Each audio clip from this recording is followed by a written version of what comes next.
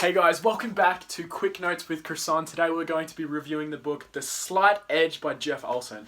And really, the answer is in the name of the book. It's all talking about how people get that slight edge above the competition and what exactly that slight edge represents. The number one takeaway that I got away from the book was that the small, insignificant decisions that people, specifically successful people, are making that nobody bats an eye to are actually just as important as the massive changes and massive decisions that people make in order to get the results they want. I'm talking about those daily morning workouts if you're an athlete, or those 15 minutes books that you read every single night.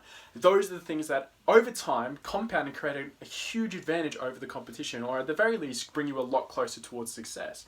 See, if you look at it like in terms of a tangible perspective, 15 minutes a day reading a book might not make too much of a difference to who you are. You're not going to wake up the next day being some woke person who's able to understand what it takes to be successful. But if you break that down across a period of a year, 15 success books, all talking about developing your character and skill set across a year's time, very likely will completely change you as a person, especially if you're a younger one. So it's all talking about how those small, insignificant decisions are actually in itself just as important as the massive one. And it sort of creates a paradox because, if that small decision that you do make, it's easy to do, it's not too big.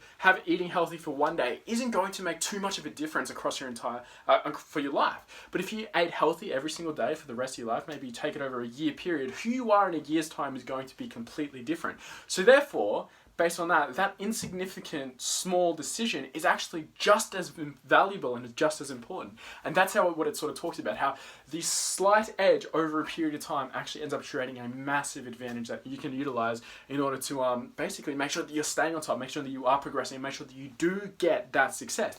Another thing that I want to put a lot of light to is how is it that number one sports teams stay on top? Well, this is the exact example that they use. If you're number one, that means that every other person understands where you're at. You need to constantly be becoming better if you want to stay number one. There's all these examples of people who just come off winning Super Bowls, right? And the first thing they do after I'm hitting the gym. I'm going to go straight back into the gym. I've got 6 months off. I'm going to be right back into the gym to make sure that we're here this time next year. And it's all about how you have to stay onto it. Those small, insignificant things that these teams are doing every single day, staying an extra hour in the gym, being the earliest one there, those are the things that allows them to get that slight edge that across a period of the season allows them to stay number one. Now, the thing is, there's not too much difference between, mindset in athletics and mindsets in business. Reading books, make sure you have those correct, success habits are the things that are going to help you become successful, especially over a period of time. Another thing that the book talks about is that it's never too late to start. A lot of people have these types of things that, I'm set in my own ways.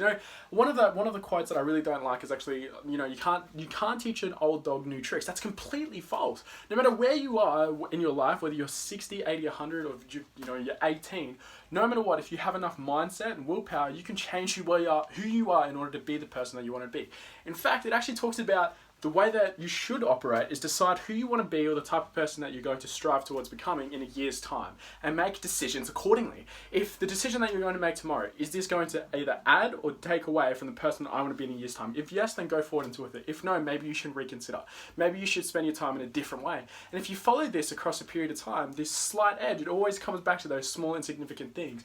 A lot of people make they have the misinterpretation or that Success is just an overnight thing. It's one massive choice that in order, just to be the right place at the right time. And although, you definitely do have to be at the right time at the right place, it takes years of cultivation in order to become an overnight success. Ronaldo talks about, he has a very successful quote, at the age of 18 or something like that, he signed a multi-million-dollar contract and he was an overnight millionaire. But in reality, it took him 17 and 180 days in order to become an overnight millionaire. Right? And the fact is that it talks about is that you may not you don't see all the stuff that isn't pretty behind the scenes. You only see the benefit at the end. And a lot of people make, he probably started football yesterday. No, that's not true. He's been training, he's been doing these small things, creating these right habits over an extended period of time.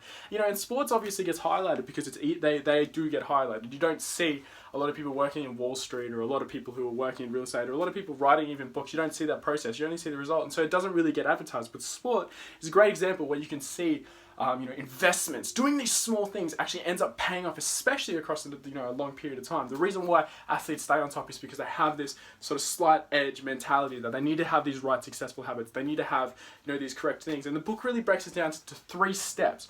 whenever it comes to success: planting, cultivating, and then harvesting. Planting, cultivating, and harvesting. Now, planting, it really talks about, setting up the correct standards, setting up the right habits in order to, make sure that you become successful. And then cultivating is all about keeping up these habits. If you plant a bunch of seeds, the long period of time is cultivating. Once that seed sprouts, that's the first step, which is basically like developing the habit. 21 to 90 days in order to create a habit. Once it starts to sprout, then it's all watering. It's just routine. It's just doing the same thing over and over and again. And I'll be honest with you, cultivating can take so long. Cultivating can, in some cases, take 17 years, right? But the longer you cultivate, especially if you do it the right way, the harvest is going to be more beneficial. Which brings us to the next point of instant versus delayed gratification. Unfortunately, we live at a time where everybody wants everything instantly.